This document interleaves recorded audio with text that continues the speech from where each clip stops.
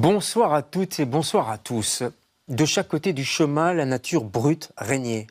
Un monde de silence qui haïssait le mouvement, figeait la vie jusqu'à la sève sous l'écorce des pins et intimidant par son immensité, sa force et son haleine blanche qui saisissait les visages. Une poudre de lumière oblique parvenait tout juste à pleuvoir entre les cimes alourdies d'une neige éblouissante et quand elle touchait le sol, elle en soulignait d'un trait de pinceau l'extrême rudesse. Teddy était fasciné par cette terre sauvage. Il en percevait la beauté dangereuse, sans pitié, celle-là même qui avait failli l'emporter la veille. Extrait du nouveau roman de Franck Tillier. Il est l'invité de LCR ce soir.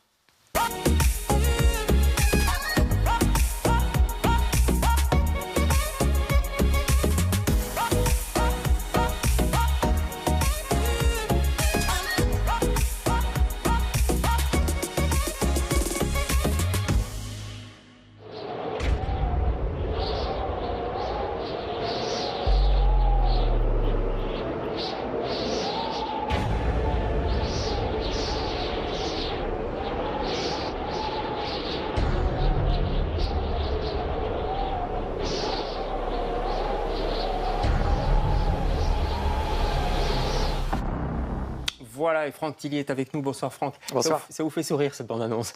Oui, ça me glace. Ah bah oui, ça. On est plongé directement. Et puis j'ai vu le moins 40 et je me dis, c'est quand même très très froid. Ah ouais, moins 40, c'est quand même incroyable. Vous l'avez écrit en France, rassurez-nous.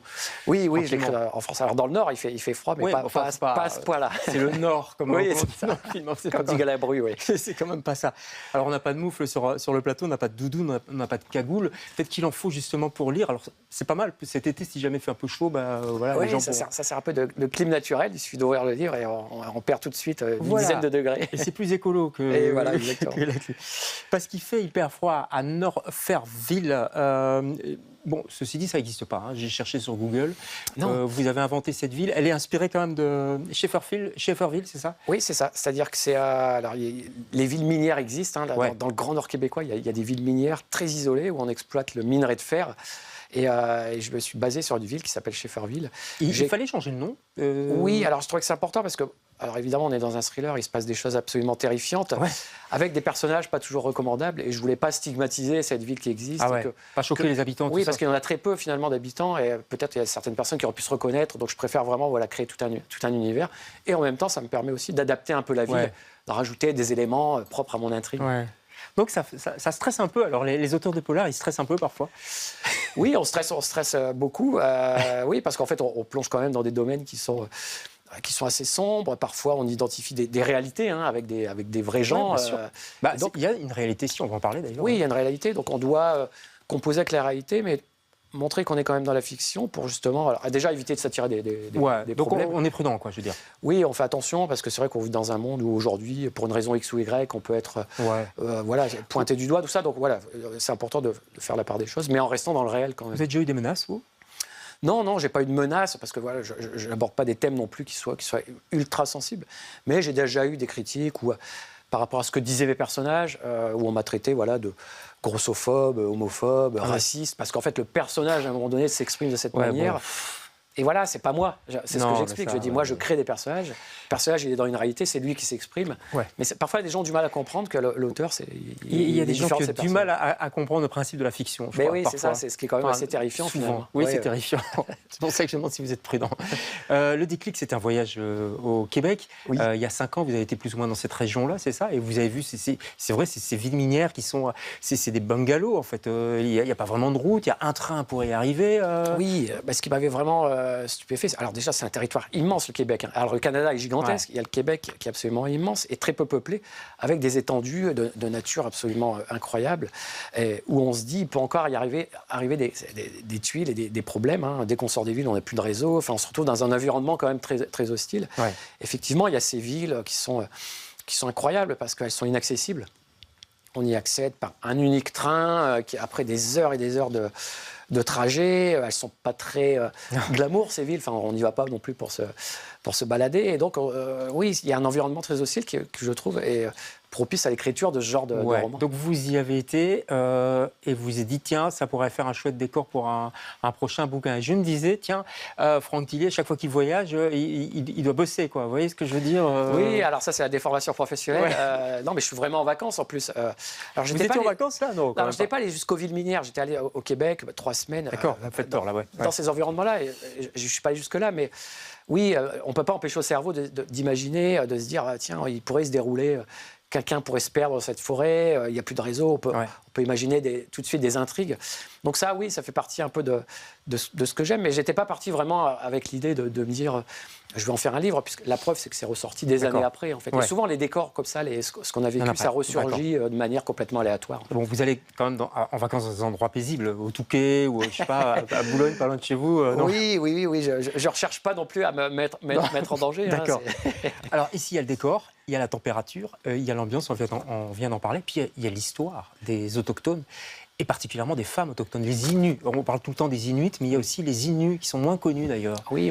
En fait, il y a une dizaine de communautés autochtones différentes, réparties sur le Canada et plus particulièrement sur le Québec. Et en faisant mes recherches justement sur ces vides minières, tout ça, j'ai découvert qu'il y avait vraiment une surreprésentation de la violence, des disparitions et des meurtres chez les femmes autochtones. Violence de la part des hommes blancs qui sont là, c'est alors ça? Les deux, c'est-à-dire qu'en fait, il y a une violence intérieure des maris eux-mêmes sur les femmes et aussi des blancs, effectivement, sur ces femmes autochtones qui sont un peu considérées comme moins que rien, donc on les malmène, on les maltraite. Il y a un phénomène qui existait il y a quelques années qui s'appelait la cure géographique, c'est-à-dire pour punir les femmes autochtones, la police les attendait à la sortie des bars et les emmenait loin, en disant les loin des villes, et on les forçait à revenir à pied, on les abandonnait dans le froid, comme ça, en disant la prochaine fois tu ne recommenceras pas. Donc il y a des phénomènes comme ça, et ce qui fait que ça a fonctionné, c'est que en fait, il faut bien imaginer ça avant Internet, c'est-à-dire avant on était dans des communautés isolées, aucun moyen de communication externe, donc ce qui se passait là-bas restait là-bas, et donc peut-être pour une autochtone se faire un peu tabassé par son mari, se faire malmener, c'est quelque chose de normal, parce que ça se passait aussi chez le voisin. Elle se disait, tiens, la violence à mon égard, c'est logique. Ça doit être logique. Et en fait, ça a commencé vraiment à se délier quand il y a eu les réseaux, et puis on se dit, mais c'est pas ça, c'est pas normal, en fait, ce qui arrive. Et donc, c'est comme ça que ça a explosé, ce phénomène, ça a vraiment été mis à jour. Et donc, il y a eu une grosse enquête qui a été menée, internationale, commission d'enquête, en 2015, parce qu'on ne pouvait plus ignorer ce qui se passait dans ces communautés autochtones. Donc, ça bouge aussi. Alors, ce qu'il faut dire, c'est que ce sont des gens qu'on a sédentarisés, qu'on a obligés à rester un petit peu là. On leur a dit, venez, vous allez aller dans les mines, vous aurez un peu d'argent, c'est ça en fait. Oui, c'est-à-dire qu'en fait, il y a une centaine d'années, on a découvert des gigantesques gisements de fer à l'endroit où se passe Norferville, c'est-à-dire dans le Grand Nord québécois. On a créé des villes pour exploiter ce minerai, mais on était sur des territoires autochtones. Donc on leur a dit, on utilise votre territoire, mais en même temps, nous, on va vous donner du boulot, on va vous donner de l'argent, puis avec l'argent, vous pourrez acheter plein de trucs sympas, vous allez voir, et ça vous évitera de mourir de faim, d'être en danger. Et on leur a construit des maisons dans un quartier de la ville en disant, en plus, on vous loge. Donc on les a sédentarisés, c'est-à-dire on les a déshabitués à chasser et à survivre de leurs propres moyens. Et évidemment, c'était il y a une centaine d'années, ça commence. Et aujourd'hui, on les abandonne à leur propre sort, parce que parfois la mine, elle ferme, parce que ça marche moins bien. Et ils se retrouvent là sans but. Quand la mine ferme, les mineurs peuvent pas partir, les responsables de la mine peuvent partir, mais eux peuvent pas partir, parce qu'ils ne connaissent que ça. Alors, c'est là que l'auteur de polar, Franck Tillier, intervient, parce que vous construisez une histoire, bien sûr, là-dessus, un polar même glaçant, on l'a dit. Ensuite, Teddy, qui est un Français, d'ailleurs, je dirais que c'est un peu votre point de vue, c'est le Français qui arrive, un Lyonnais, il est détective en criminologie, il apprend un jour que sa fille, Morgane, que le corps de sa fille a été retrouvé là-bas, dépecé, mutilé, juste à côté, justement, de cette réserve, et il décide d'y aller. Il quitte tout, il y va. Et il va travailler avec une autre personne, une femme flic qui est métisse, justement. Et c'est ce duo que vous mettez en scène.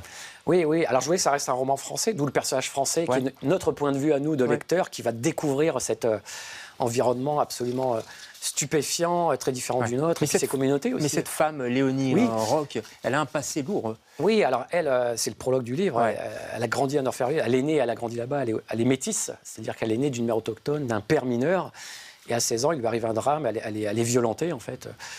Et elle quitte cette ville à cet âge-là. Et on la retrouve 20 ans après, elle est devenue flic.